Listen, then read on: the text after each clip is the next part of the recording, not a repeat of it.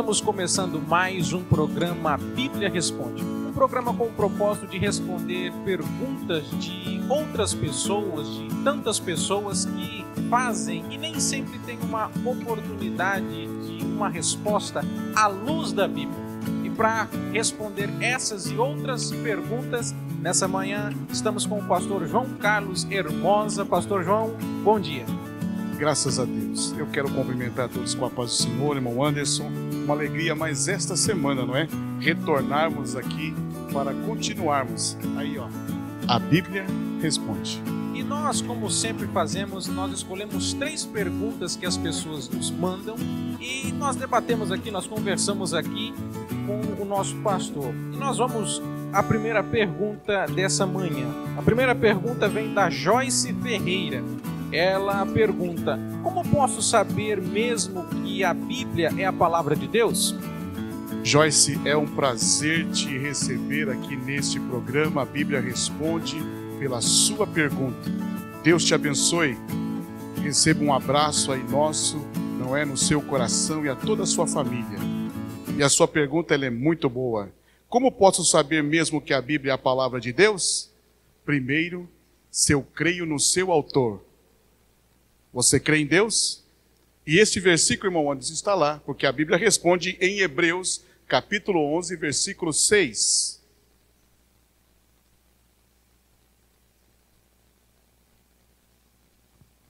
Hebreus 11, 6 diz assim: de fato, sem fé é impossível agradar a Deus, porquanto é necessário que aquele que se aproxima de Deus creia que Ele exista e que se torne galardoador dos que o buscam. Então eu sei que a Bíblia é a palavra de Deus se eu creio em Deus, porque Deus é o autor da Bíblia. Amém? Então todo aquele que se aproxima de Deus tem que crer que Ele existe. Se você crê em Deus, logo você vai crer na sua palavra. Mas também tem outras coisas acerca disso. Porque nesse segmento de crer, Joyce, existem 4 segmentos. Primeiro, o crente, que crê. Depois o ateu não crê. Depois vem o cético ele é meio duvidoso. E depois vem o agnóstico, que é uma crença em suspensa, quer dizer, crê e não crê, morde e assopra. Nós cremos em Deus e cremos na sua palavra.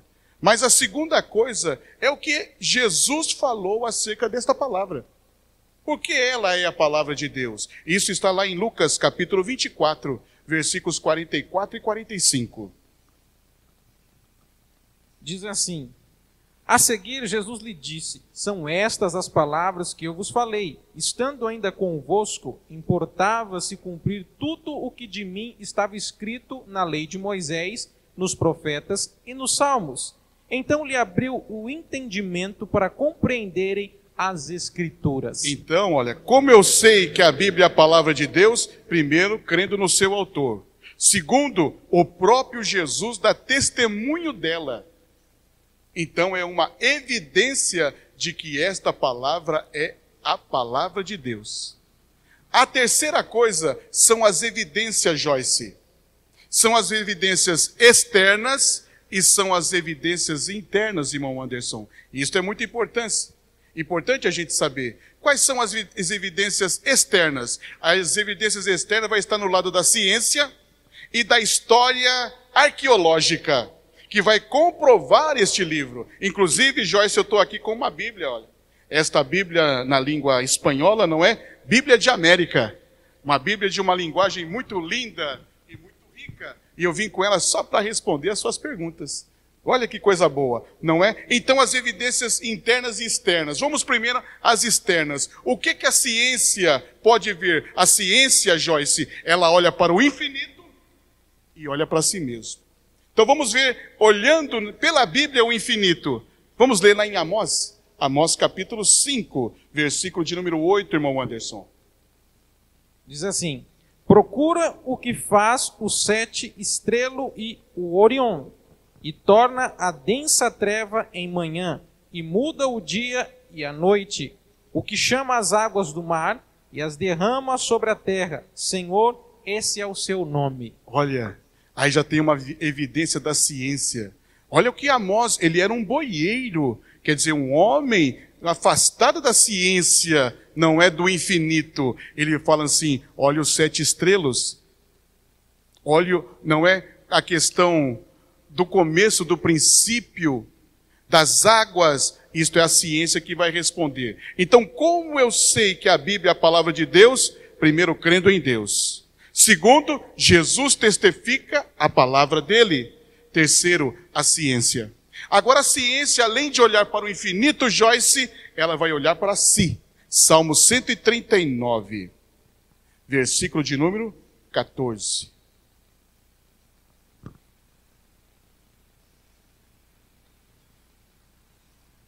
Diz assim: graças te dou, visto que por modo assombrosamente maravilhoso me formaste. As tuas obras são admiráveis, e a minha alma o sabe muito bem. Então as evidências externas, primeiro a ciência que olha o infinito. E quanto mais a ciência for para cima, mais ela vai ver Deus. E vai saber que esta palavra é verdadeira. Olha que ela fala de coisas da ciência. O Oregon, não é? Os 7 estrelas, como que Deus faz o dia, a noite, mas a ciência também olha para si, Joyce.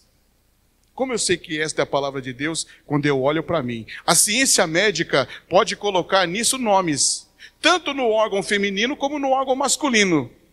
Pode dizer até o momento, não é? Em que se fecunda o óvulo feminino, mas não sabe como vem a vida.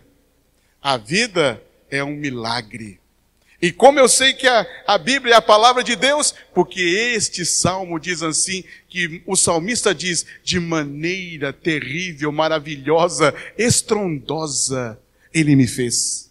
Então como eu posso saber mesmo que a Bíblia é a palavra de Deus? Porque ela supera a ciência olhando para cima. Ela supera a ciência olhando para si mesmo. O seu autor é Deus, e Jesus autentica esta palavra. Mas tem ainda as evidências internas, não é? E quais são as evidências? Aliás, tem ainda a questão da história arqueológica, que é outra ciência, que vai provar, não é? Os rios, não é? As cidades antigas. Como se faz isto? Cavando a terra. Então observe como eu posso saber que a Bíblia é a palavra de Deus com tantas evidências desta tarde. Joyce, outra coisa, a evidência interna se dá na história de Deus com o seu povo. Então esta Bíblia, ela é tão poderosa que está na minha vida cotidiana, no meu dia a dia, as suas promessas. Muito obrigado, Joyce, por esta pergunta.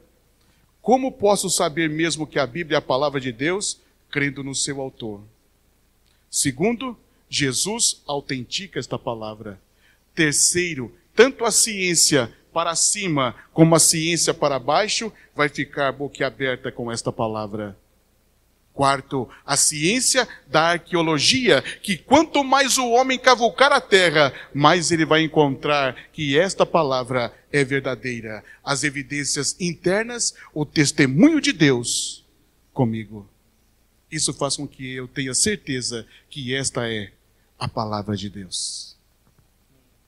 Nós vamos para uma próxima pergunta. E a próxima pergunta é da Arioneide Lopes. Ela faz a pergunta: posso orar pelos animais?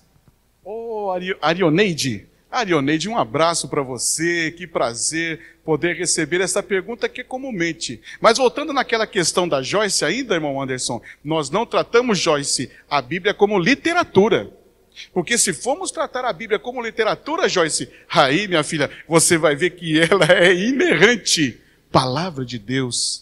Mas voltando aqui para a Arioneide. Arioneide, o nosso abraço, um beijo no seu coração. Posso orar pelos animais? A própria palavra já diz que a questão de orar é uma ação.